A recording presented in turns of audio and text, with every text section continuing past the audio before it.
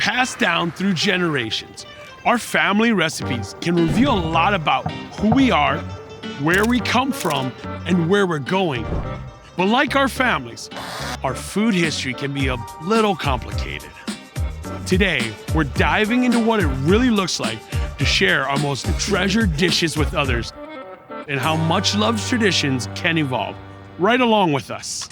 I have never been surrounded by this many powerful women. Meet grandmother Sheila, daughter Becca, and granddaughter Evana. 3 generations of the family that's been sharing recipes at their neighborhood Jewish deli and restaurant for more than 75 years, including great-grandmother Faye's legendary Latkes.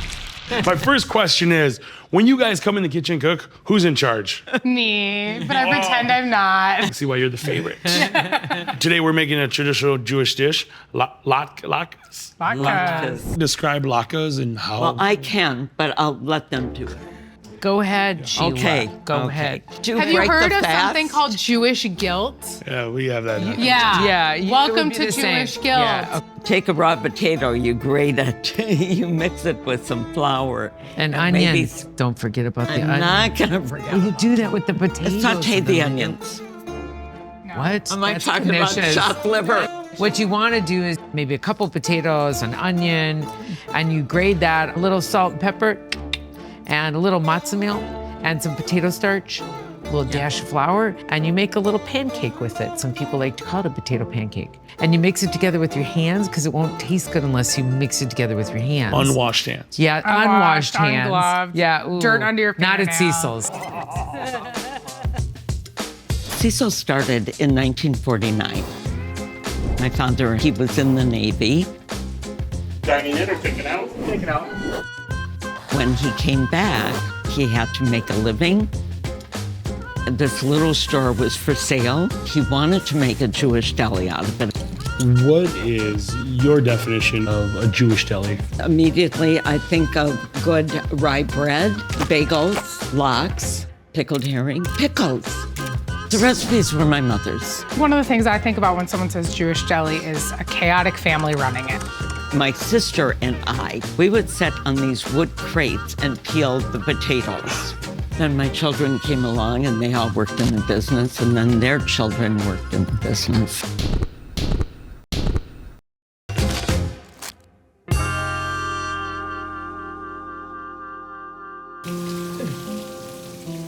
We prefer to keep the skin on because all the nutrients are in these beautiful brown skinned I know things, what you're right? talking about. I know, right?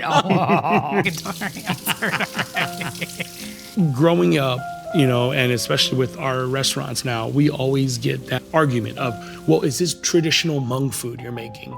And So what is your thoughts on that word? Like, was your mother making traditional Jewish food? Yeah, I would say. I mean, a chicken matzo ball soup is traditional. Traditional is our tradition Eastern- at this point. right. What I know as tradition is what my grandmother and my great-grandmother did. So it's all traditional. I totally agree with you, 100%. Yeah. This idea that tradition actually progresses. Exactly. It changed from one generation, and that's okay. Yeah. And Is so, it? yeah, and I mean, you think- have to create new traditions for life to continue and life to evolve and move, right? Like changing the prices of something is also a new tradition in a sense. And vegan is a new tradition. Dietary restrictions are a new tradition. I mean, you're vegetarian, right? Like Grandma Faye was vegetarian. Do we want to do the onions next?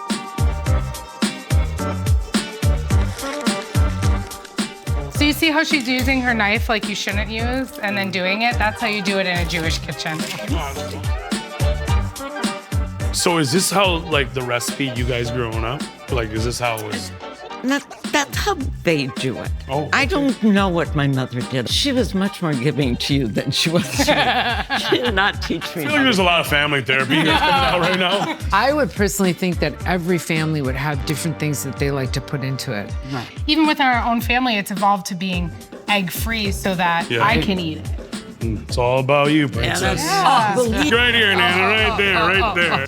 What's the next steps? Okay. Family. So you're gonna grab your potato. Yep. You'll grate directly into the bowl. Like, Yeah. Yeah, good job. And then I've learned with grating, if there's red, it means stop because you're bleeding. That is true. You do it really wrong, and then your mom says, I'll just do it myself. That's the worst line. Talk to me. I want to hear everyone. When was your first memory of eating it, and who cooked it for you? Well, my mom did. My mom did too. Yeah. Oh my gosh. My grandma did. Because I did. You were too busy. It's messy. She didn't like the smelly and stuff. At Cecil's, it's different than when you're making it at home. It's the same thing. My mom making egg rolls at home, and she's like, it's very different than if we're at the restaurant. Like, okay, we're gonna go out in the garage. We're gonna do this. Open the garage. We've definitely made them outside. Get the fans going. Yeah. See, that's what I said. Like I said, our people are kind of the same. We're weird cousins. The ratio is about 2 potatoes to 1 onion.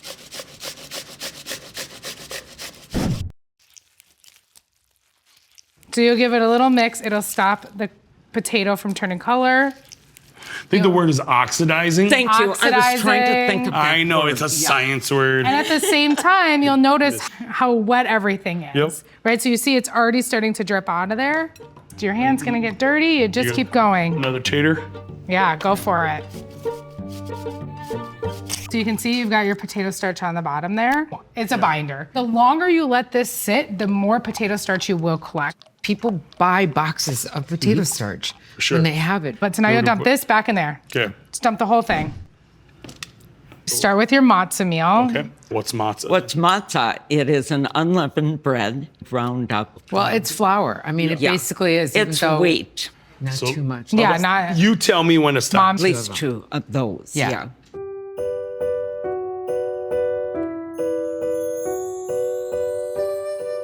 The cool thing about Judaism is that we're not only a religion, but we're also a culture. Now a little bit of flour. Gonna mix it. Yeah, grab that stuff from the bottom. Food is part of the culture. It's also part of the religion.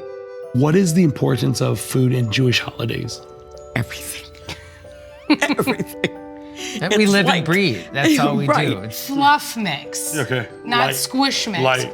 Latkes are typically served for Hanukkah. So the story, it has to do with Hanukkah and that the oil lasted 8 days and it was only supposed to last one. I usually kind of do this, throw it between my hands to see if it's gonna hold.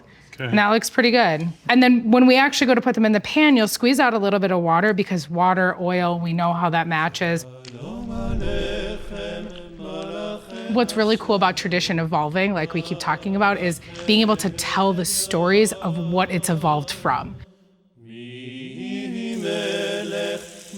Hanukkah's nickname is the Festival of Lights, and oil is what you lit to give yourself a light. Cooking it in the oil here is kind of that emblem. Yeah, it's a That you- representation yeah. of it. One day, I will be in charge of hosting all the holidays for our family. That made me realize if I don't care about this, it's gonna die. That's what I was always taught from my Hebrew school teachers, from my parents, from my aunts and uncles, from my grandparents. I think it might be time to flip our latkes because I can see my grandma having a little I panic know, I attack can hear, over I can there. sense it. So I think we should take them off the heat. Oh, those look so good. I love them like that. And the big argument about latkes is, do you use applesauce or sour cream? Yeah. So that's why we're making applesauce today.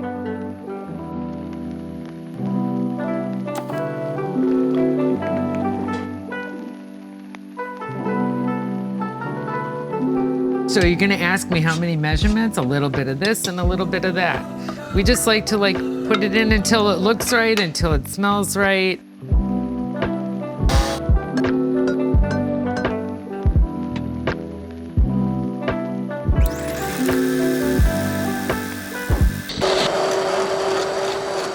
What does it mean to be able to cook together, gather together in this, intergenerational group? Chaos. But there is nothing like it to be together when you're lucky to have generations of women or men, if they want to do that and get in our way. But I always think how wonderful it is that we get to all be together to do that. You never forget those things. And that's who you learn from. Good.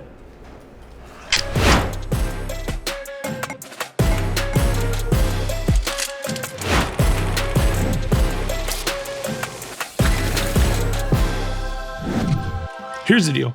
Like when mom makes egg rolls at the house, like I always like try to pick like the perfect crunchiest one. Oh yeah. Do you guys do you that? and I eyeballing the same one? Yeah, I Which one have you're that. eyeballing? Well, I'm shooting for like right in here somewhere. Maybe just a bite out of each one. But, Okay, if it's light, I'll take a little bit. Oh, you go right Are you on. mixing Oh my them? God, Oh my yeah, God, you just she mixed it in there. And that Good work. nice crunch. Oh, I love it. Good crunch. Here's the secret to this: the onions. I can't taste very many onions. Well, That's I was weird. going to say, Like the were sweet they ones. weak? Like I said when we were doing it, we needed the whole onion, but no one wanted to listen. I did. No, because right. typically I don't do that. What is the tradition that you guys are, passing down? The traditions that my family has, not everybody got so lucky. Yeah. And so when me and my cousins all start our own families, I hope that we can continue to pass on these traditions. And what warms my heart when I'm here is I see that right here, and yeah, it's actually playing out, and it's like, wow. I guess we don't think about it. We just live it, Well, that's all, Grandma. Okay. I got this one. Okay, all right. Oh boy. Oh, geez. I want another one. So I have another one, Becca. Passing down recipes from generation to generation might be the most obvious way that our food history stays alive, but it's definitely not the only way. Our food memories are so intertwined with our childhood and DNA that even when life interrupts our family's story, no dish is truly ever lost. Hey, I'm Yia. Hi, I'm Anna. How are you? Nice to meet you, Anna. Where are we here? Empire Foods. We're making kimchi jjigae today, and I'd like to come over here and grab the Korean ingredients. I've never been to this one. It's pretty big. You're gonna get lost in there. Meet Anna Luster. She knows better than most that meaningful recipes live inside of us. She's been cooking her entire career and especially loves bringing a taste of home to her Korean adoptee community.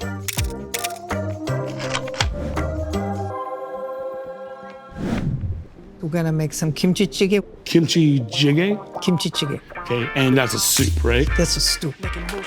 Jjigae means stew.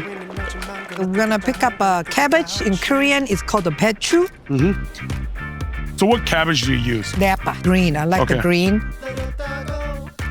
Everybody has a kimchi at home. People take old kimchi, turn it into a marvelous tasting stew.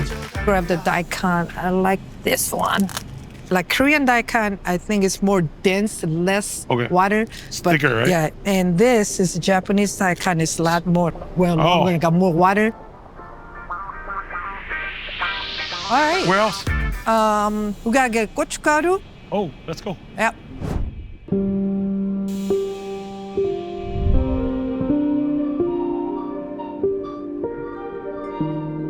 I'm gonna grab the gochugaru, chili flakes. I like using the big flakes because I Yep. like seeing the flakes in there. Yep, that's why. Yeah. Great. Anything else? Sesame seed, and we need salt. Yes. We need salt. The Korean salt. The salt, the cabbage, Anna, what about kimchi jjigae is home for you? always remind me home. Get you full with the bowl of rice. It's the best thing ever. I grew up, didn't have much, but I always had that. Yeah, do you like going through this aisle? I know. I love this aisle. I know, but I can't we have to go afford really it. fast. We have to go real I fast. know, I can't afford it. And look. Gotta grab a fish sauce. Oh, Just fish buy a sauce? cheap one. Just get the cheap Oh, one. the lucky. I feel so lucky. Ah, we are so Okay. lucky. Grab a pork belly. Now, do you like skin on or skin off? I like the skinner. I like to dig. Yeah, the good stuff's in the back. There's good stuff in the back. All right, we're good. Okay, get out of here. This is so fun. I'm gonna come back in here. Thank you. Okay, You know what we forgot? what? Ginger. We're bad Asians. I know. I want to leave something and say, hey, your grandma, she's a survivor. Yeah, I'm being Korean, coming to America, in the 70s, they know it. Either you live or you're gonna sink. So I rise above it. And so my kids know that.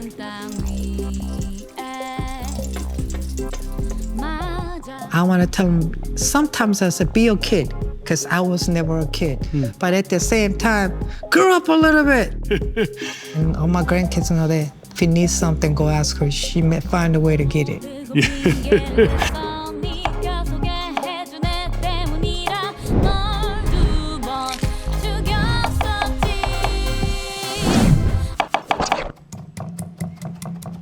That's how we used it in Korea, the traditional way.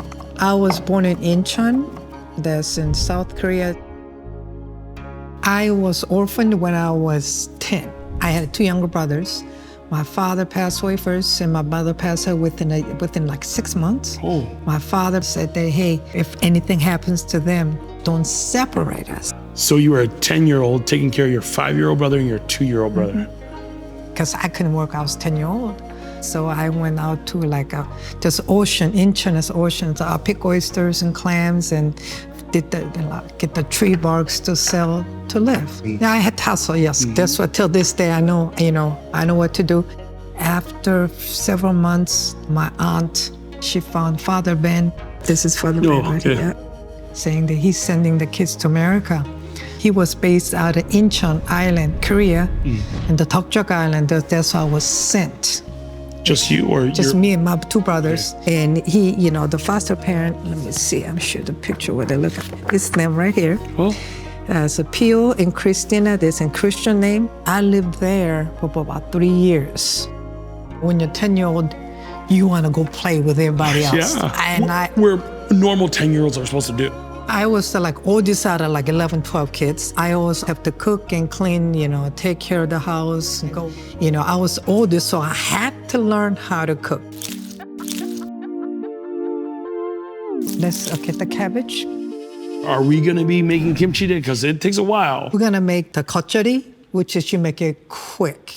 Gochujang, or fresh kimchi, is a quick and easy way to make small batches of kimchi without fermenting the vegetables. Commonly made using Napa cabbage, cooks simply add a combination of salt, spices, and either sugar, corn, or rice syrup to replicate the sweetness that comes from the traditional fermentation process. My mom, we call her foster mom, she was a good cook. Cut it like this, put your fingers out the way. Could I use the board? Yeah, you can use the board. Yes, okay. You cut it different than I do. Oh, sorry. Cut it like this, angle. Okay, I'll angle it. I'll angle it. There we go. Get it wet. We're gonna rinse it off a little bit.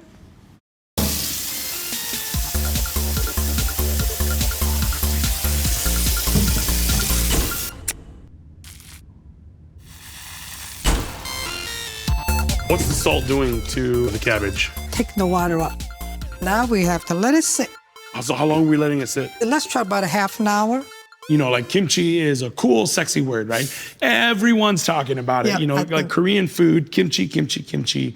There's so many different types of kimchi. It's like a fermenting process, right? It's like a pickle. I'll let you do that. I hate peeling garlic. What are the different kinds of kimchis? There's a kimchi mainly known for Napa cabbage. That's what the main thing. The next one is daikon. We're gonna cut up the daikon. Yep. Carrots. Okay. Green onion. Then cucumber. You could make kimchi out of anything and everything. As long as you got a gochugaru, there's a Korean red pepper, garlic and ginger and fish sauce, you're done. 1,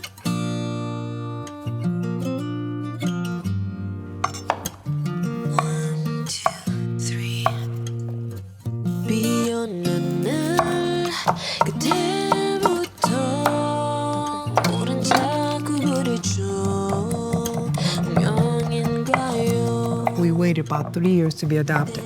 From there, and I came to the Pine City, Minnesota. I grew up in a farm. My brothers are like first Asian kids growing up in the country. And I got, just like, I don't know you have or not, called the names a lot, I hated it. I like to cut in an angle. Kind of looks nicer.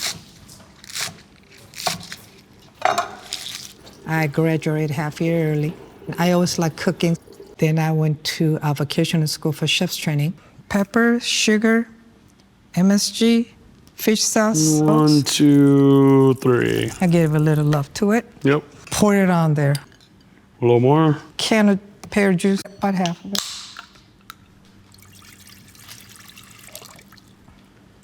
That's not half, but anyways. Okay, let's just put it together for now.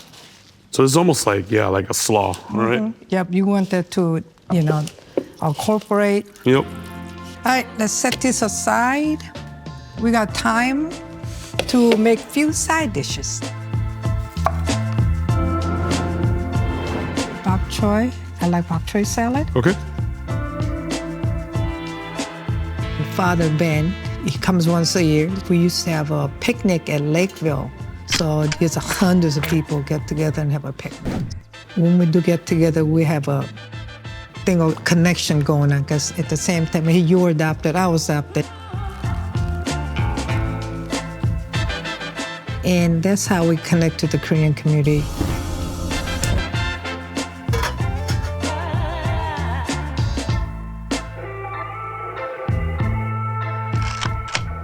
Catnip is fresh sesame leaves. I just picked this today. Yep. When you take a bite, it gets slight mint taste to it, Yeah. and licorice.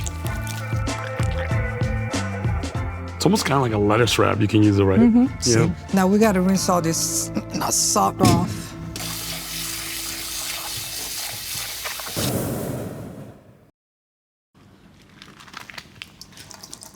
Look at all the water.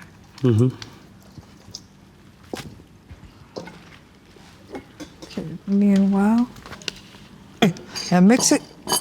Toss and turn and I play gotta with wash it. my hands real well before I take my contacts out tonight. Have somebody take it out for you. I live by myself, so now you just told everyone how lonely I am. I mean, Yeah, you know I love you, right? No, I don't. Yeah. By the way, cabbage do it itself. gently. Don't kill it. Oh man, okay. Be nice. That's We it? got to do pork belly. Okay. It's still frozen because it's easier to slice. You want me to help you with that one? Yep, you could cut this. I mean, pork belly is like sexy now, right? Everyone, is like, That's the latest thing now. Everybody pork belly. Which is like kind of for our cultures, it's always been the thing. Cheapest food. Yeah. Oh, I'm gonna get this going here. Okay. So this is hot, so we're gonna put them in a hot pot. Last year I did a cat Thanksgiving. What does that stand for? Korean American adoptees. Okay. Some of the people don't have biological family and adopted family, they don't get along, whatever. So they say, hey, if you don't have no place to go, come to my apartment. I'm gonna set up a date. It's gonna be a potluck, because I'm not cooking it all by myself. We get together Yeah, and we and eat. get together and we eat. And if you feel like you don't have a family, this is your new family now. Through food, so many years later, what you've done is you're saying, I want to create a community, one that I didn't have a long time ago, where I can bring people in rather than rejecting people, right? So I'm proud of who I am. I'm proud of who I become. And I'm proud of my kids and my grandkids.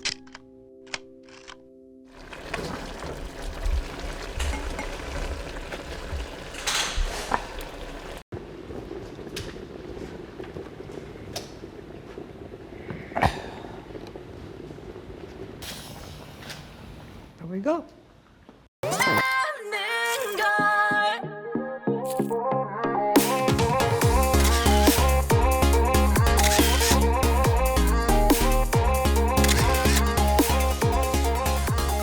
Wow, this looks incredible. It's still boiling. Ooh, it's still boiling. When somebody bring you a meal or soup or whatever, right before you eat, you thank them by 잘 먹겠습니다. Chow mok, 잘 chow 먹겠습니다. ketsanida. 습니다. In Hmong, we say ocho, which is thank you. 오cho. All right. Yeah. 잘 먹겠습니다. 오cho. Ocho. All right, here we there go. we go. All right, let's see. Show the kidney. Yes. Hot. 뜨거. That's delicious. Oh my gosh. All that flavor is so incorporated. Everything that we put in there. Yep. I'm a huge fan of, Bean sprouts. I love this. How about for you, hearing your, grandchildren come up to you and say, Nana, like, can you make this for me? Or like, I want to eat this. How does that make you feel? Feel like I'm wanted. My you just finally belong, because when you grew up in Korea, nobody wanted you. You've been, placed in even a foster home. I'm proud that even all my great nephews the multiracial, they come and say, hey, Auntie Anna, Yeah. Can you teach me about Korea? Can you make me some kimchi? Can you make me do this? And can you do this for me? And I want to say thank you so much. I've learned so much just being around you. Thank you. I enjoyed it. I feel like now I have a Korean auntie now. Yeah. So, Yep. So thank you so much. You're welcome. Yeah. Enjoy. Sometimes recipes are passed down from one generation to the next at the kitchen table, or even in a family's restaurant. But other times, we cook from memories deep inside our soul, adding new flavors and cooking new traditions that will keep our food histories alive for generations to come. Cooks like Sheila, Becca, Evana, and Anna know the power of sharing their food with the community to celebrate the past and evolve together towards a more delicious future.